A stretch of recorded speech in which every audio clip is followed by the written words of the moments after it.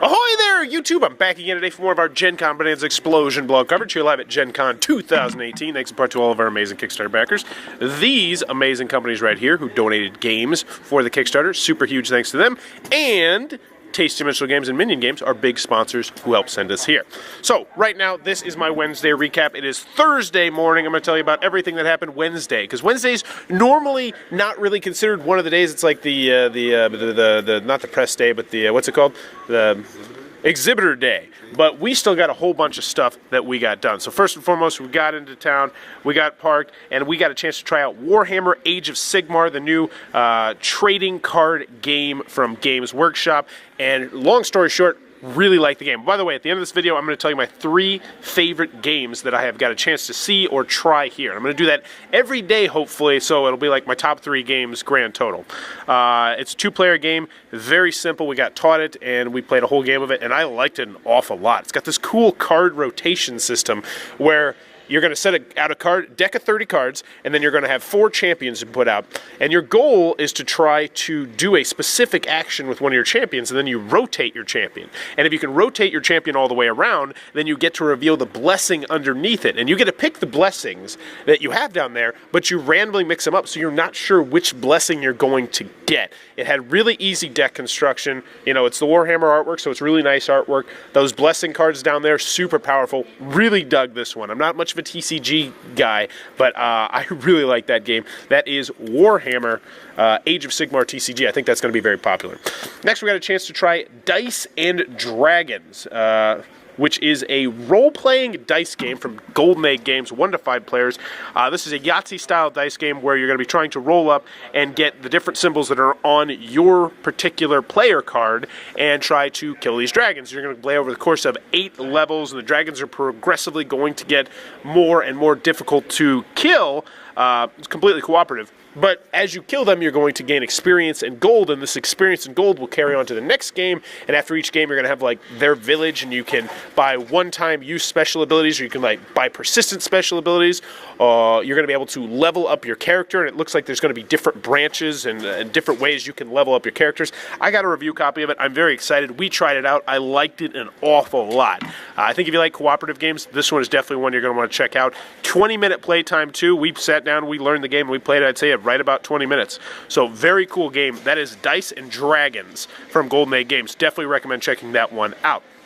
Next, I went to the in-flight report, the Fantasy Flight in-flight report. I'm not going to go over all the different announcements. Check out my video if you want to see my short, I think it was an 8-minute video, 5 minutes of me talking about it. But essentially, it was really weird. I've never been to anything like it at Gen Con before. It had more of an E3 feel where everybody's like, oh my God, stop my stuff! And they're cheering and clapping, and it was just an obnoxious amount of clapping. Every time they announced anything, it was like, oh, we have to clap now.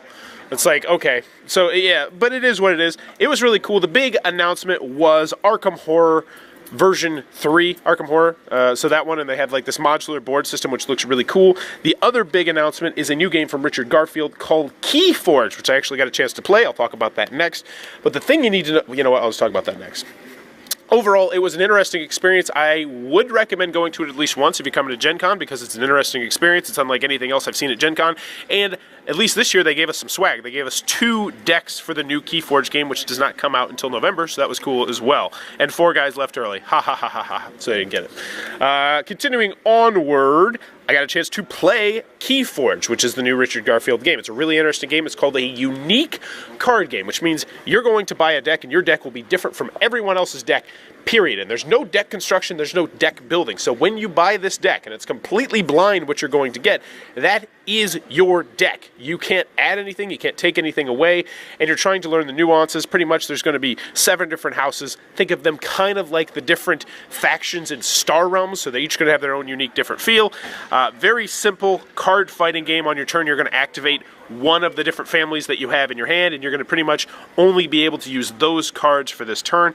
I like the game. I'm a little bit skeptical about the model because I think a lot of the people that like these type of games, deck building and deck construction is one of their favorite aspects of the game.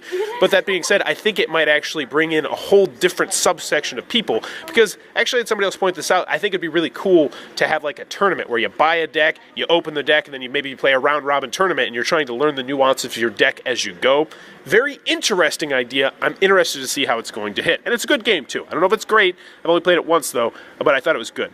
Next, I tried Dinosaur Tea Party from Restoration Games. I'm a huge Restoration Games fan. This is like multiplayer Guess Who, and unfortunately, I thought it was good, not great. I think it's going to be a good to very good family game, but there were some issues that I had with it. Some of the icons were a little bit too small.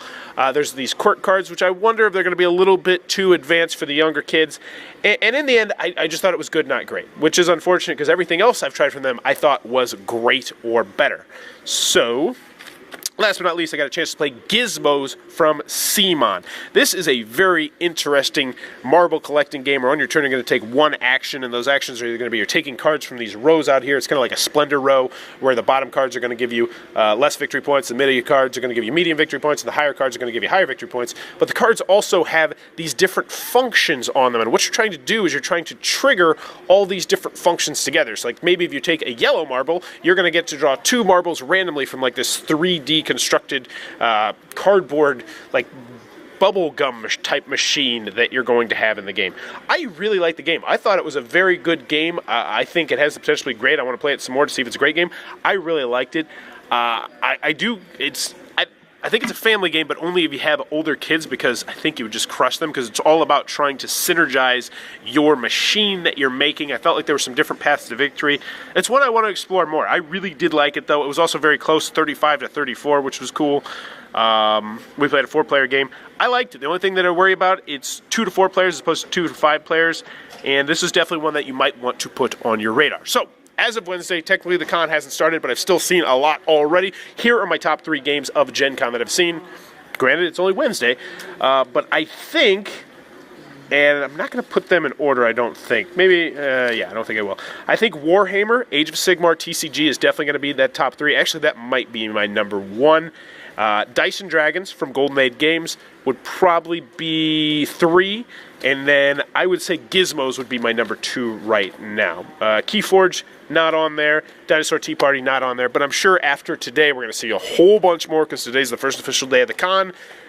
That's going to change. But there you go. That was my Wednesday recap. It was a very busy day, despite the fact the con actually hasn't really started yet. But hey, for us, it's already started. If you're enjoying this Gen Con coverage, please be sure to click on that subscribe button down below and in the comments below. Let me know, what is your least favorite day of the week? For me personally, it would be...